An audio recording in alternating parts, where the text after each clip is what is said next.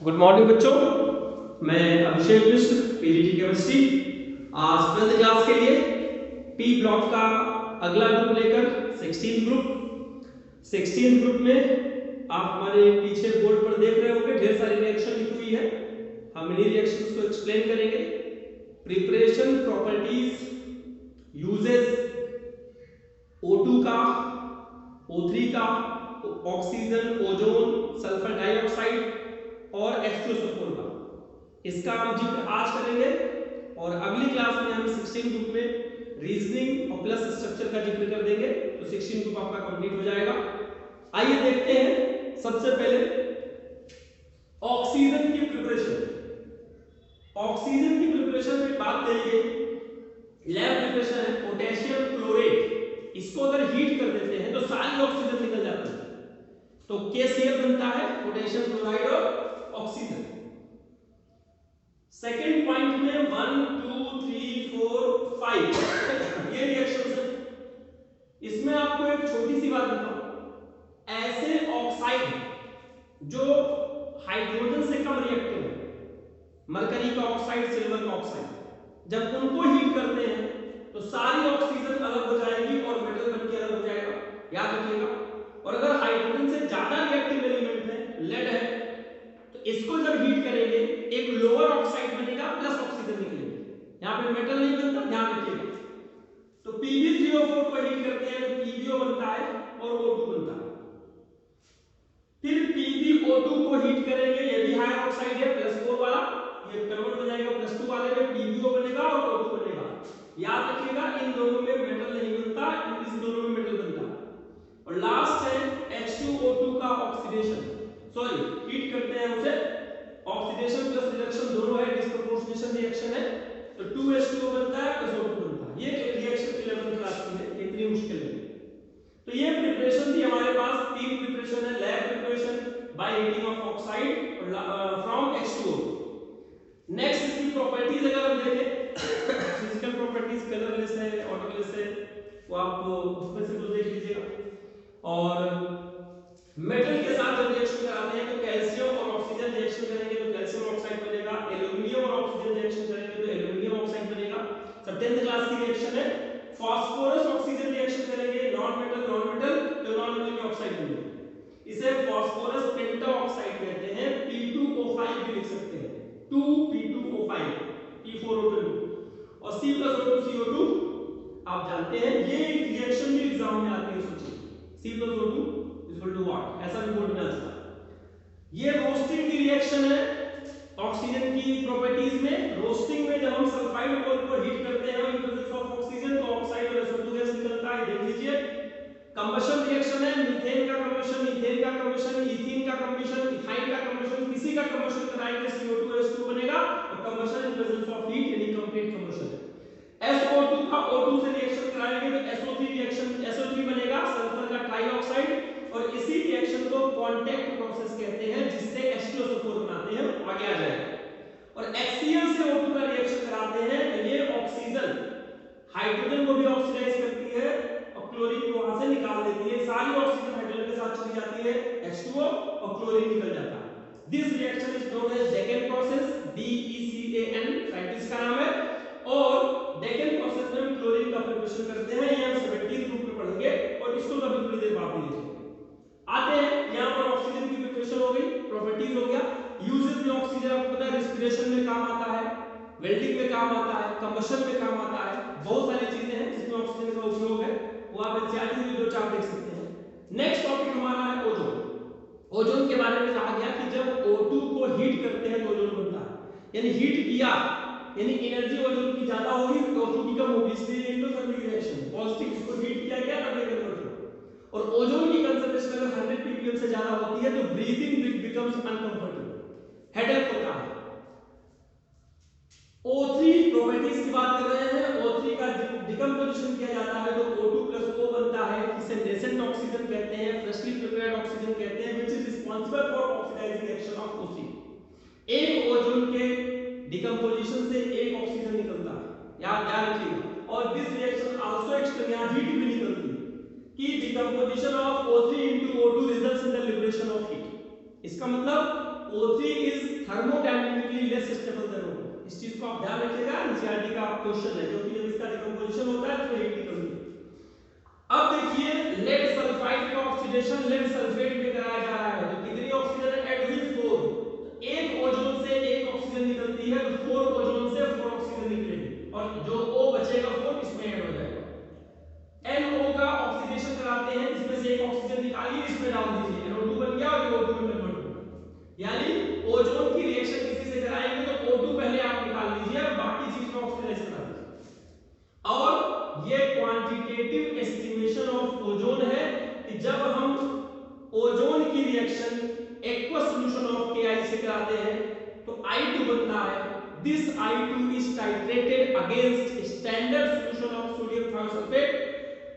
By the titration we can determine the amount of mole of I2, and by knowing the mole of I2 we can also calculate the amount of O3. यहाँ titration की help से पहले I2 का amount पता करते हैं, I2 की help से O3 का यूनिटरी मेथड से अगर इसका 1 मोल आया तो इसका भी 1 मोल आएगा, इसका 10 मोल आया तो इसका भी 10 मोल आएगा, वो हम चेक करके बता देंगे। तो इस बैलेंस इक्वेशन में जितना मोल I2 है उतना ही मोल O3 इक्वल है, तो इक्वल अमाउंट निकलेगा इसका। इसमें क्या किया गया, I माइनस का ऑक्सीडेशन हुआ I2 में, O3 का रिडक्शन हुआ O2 में और H2O में मिल जाता है OH माइनस। ये रेडॉक्स रिएक्शन में हम बैलेंसिंग सीखते थे, उसके हिसाब से कर सकते हैं। अब SO2 का जिक्र करें। SO2 में सल्फर ऑक्सीजन से ऐड करके SO2 बनाता है, जैसे carbon plus oxygen equal to CO2 था। सेकंड लैब प्रिपरेशन है, सल्फाइड किसी भी मेटल का सल्फाइड लीजिए, सोडियम का सल्फाइड, कैल्शियम का सल्फाइड, ये HCl से रिएक्शन करेगा, H2SO4 से रिएक्शन करेगा तो H2O और SO2 निकलेगा और इसका पॉजिटिव और इसका नेगेटिव मिलके एक सॉल्ट बनाएगा। तो एनसीईआरटी में तो लिखता ही लिखा था SO3 minus H plus equal to H2O plus SO2। हमें SO2 से मतलब रोस्टिंग कराते हैं, मैंने कहा था रोस्टिंग कराते हैं सल्फाइड ग्रुप का combustion in presence of oxygen, तो ऑक्साइड बनेगा और SO2 गैस। हम रोस्टिंग में ये वाली रिएक्शन जान सकते हैं, जिंक की सल्फाइड इसका भी रोस्टिंग कराते हैं, SO2 गैस निकलता है, यहां लिख सकते हैं। अब प्रॉपर्टीज की बात करते हैं। SO2 और H2O आपस में मिलकर H2SO3 बनाते हैं, जिसे सल्फ्यूरस एसिड कहते हैं। सल्फ्यूरिक होता है H2SO4 और सल्फ्यूरस होता है H2SO3। इस रिएक्शन को याद करने के लिए मैं कुछ आपको बताना चाहूंगा। ये हाइड्रोक्साइड है, आपको याद होगा 10th क्लास में when CO2 is passed in lime water turns milky due to the formation of carbonate or in presence of excess CO2 milky colors disappear. Same process when SO2 is passed in soda lime, it converts into sodium sulfide and H2O और इसी में फिर से excess SO2 डाल दीजिए, sodium sulphide plus H2O excess SO3 हमने डाला तो सोडियम का बाइसल्फाइड, जैसे वहां बनता था कलरलेस कैल्शियम का बाइकार्बोनेट, यहाँ सोडियम का बाइसल्फाइड। चीजों को रिलेट करके पढ़ेंगे, अपने पुराने एक्सपीरियंसेस को नई चीजों में जोड़ेंगे तो जिससे रिएक्शन आसानी से आ जाएगा। अब आप देखिए इसी SO2 को अगर क्लोरीन से रिएक्शन करते हैं SO2Cl2 बनता है, इसको सल्फ्यूरिल क्लोराइड समझिएगा, सल्फ्यूरिल क्लोराइड। और SO2 और O2 का रिएक्शन से SO3 बनता है, ये आपको बताया अभी कांटेक्ट प्रोसेस में देख चुका हूं एक बार।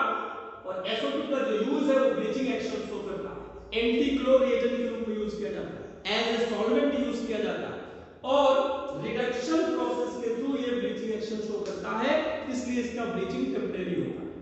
समझिएगा, अगर हमने किसी को रिड्यूस करके ब्लीच कराया, उसका कलरलेस किया, तो वो कलरलेस चीज एटमॉस्फेयर की ऑक्सीजन से रिएक्शन करके फिर से ऑक्सीडाइज हो जाती है, यानी अपने कलर को गेन कर लेती है।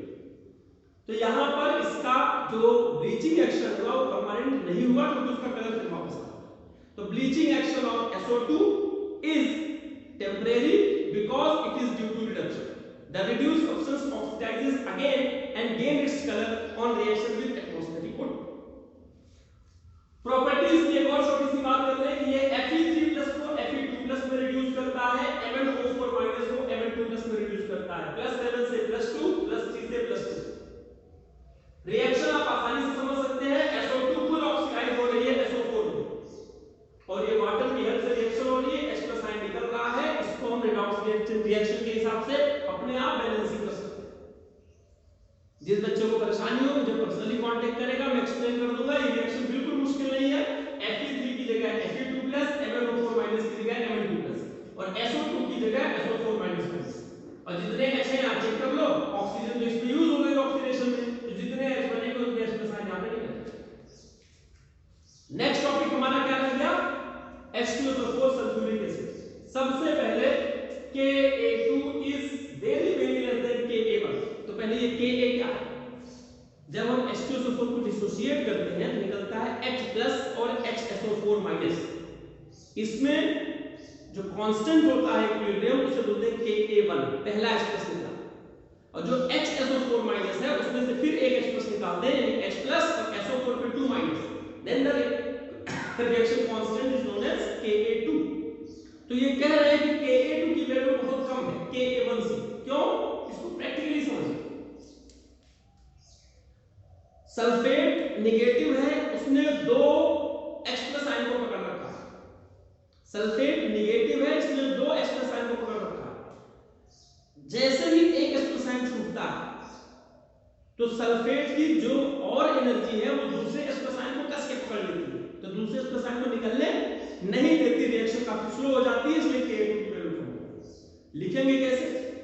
Ka2 is very less than Ka1 because after removal of one H+ ion it is very difficult to remove second H+ ion from HSO4-। आप प्रैक्टिकली सोचिएगा, आपको समझ में आ जाएगा। प्रिपरेशन की बात करते हैं। ये सारी प्रिपरेशन यहां से लेके यहां तक कांटेक्ट प्रोसेस को रिप्रेजेंट करती है।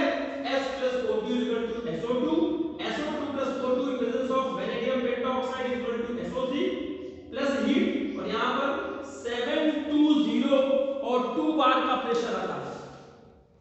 720 मुझे याद आता है केल्विन, ये केल्विन है, और 2 बार का प्रेशर। यहां भी वही कंडीशन है जो हैबल प्रोसेस में। लो temperature and high pressure is favourable for the formation of more SO3। और जो SO3 बना उसकी रिएक्शन H2SO4 से कराते हैं तो ओलियम बनता है, तो बोलते हैं ओलियम। और ओलियम की रिएक्शन वाटर से कराते हैं, जिससे H2SO4 बनता है। तो ये भी आता है कि कांटेक्ट प्रोसेस में जब H2SO4 बनाना होता है तो H2SO4 यूज क्यों करते हैं?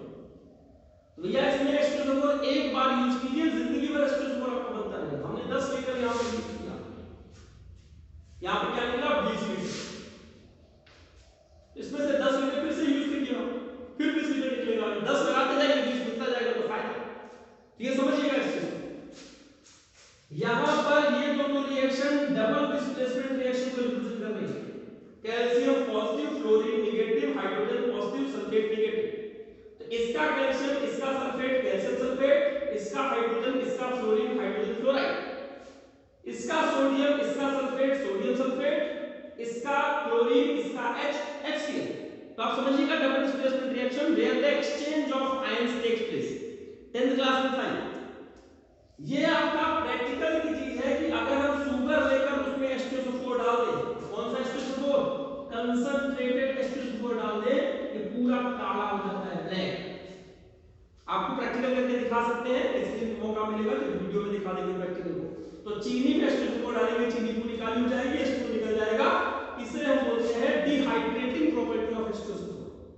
ये भी आपने 10th में पढ़ा था कि अल्कोहल में H2SO4 डालिए, पानी निकल जाता है।